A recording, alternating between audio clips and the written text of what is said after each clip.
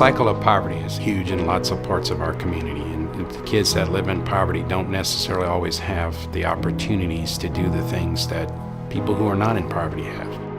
If you think about what kids are going to get, they'll get their needs met positively or negatively, and coming to a Boys and Girls Club, there's more chance that they'll get them met positively.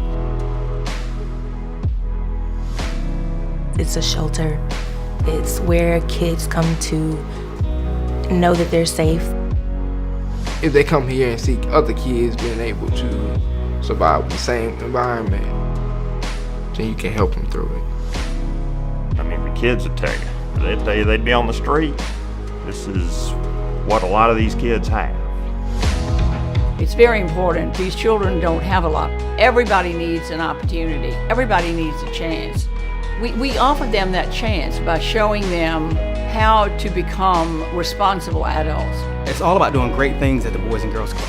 And one of the things I like about the Boys and Girls Club, and it's kind of in their mission, is we transform lives. And that's kind of what the Boys and Girls Club did for me.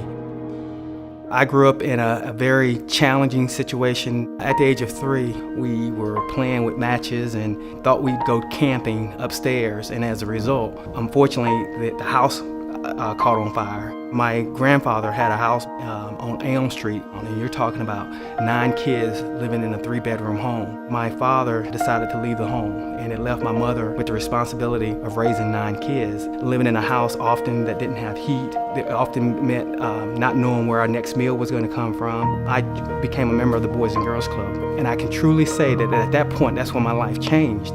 The Boys and Girls Club gave me a chance to see things outside of the challenges that were going on in my home. And I got a full ride at High Point University. It just didn't stop. I decided to go on and get a master's degree at the University of North Carolina at A&T. And from there, I finally went on and graduated from the University of North Carolina at Greensboro with my PhD in higher ed administration. I mean, I think about all the kids that have gone through the clubs, including myself, and I can tell you that our kids, including me, have gone on to do great things. It's because of them I have a story to tell.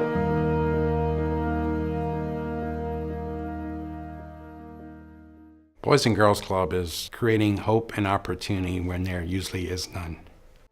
We serve over 1,300 kids in all 5 of our clubs.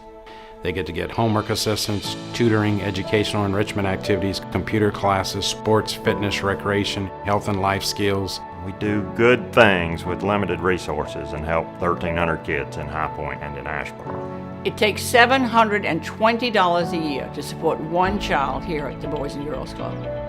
Our kids only pay a $2 annual fee, and that's really not revenue generating by any means. And if they can't pay that $2 fee, then we're not going to turn them away.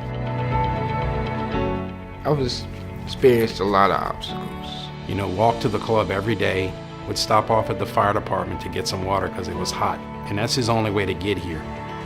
And one day we had a bicycle given to us, and one of my staff members said, y'all need to give that bike to that kid.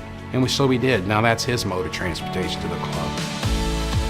It takes the staff. It does take lives to change other people's lives. I really appreciate the Boys and Girls Club giving it to me, because if they didn't, I would probably be at home. I love to dance.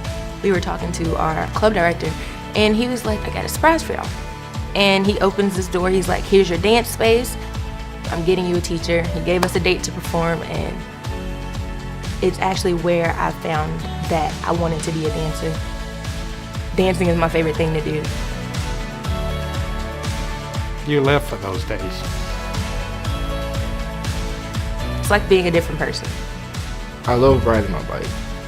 My bike is like freedom. Like when I hop on my bike, I feel like I can go. And I believe with at least a little bit of freedom, you can probably take over the world.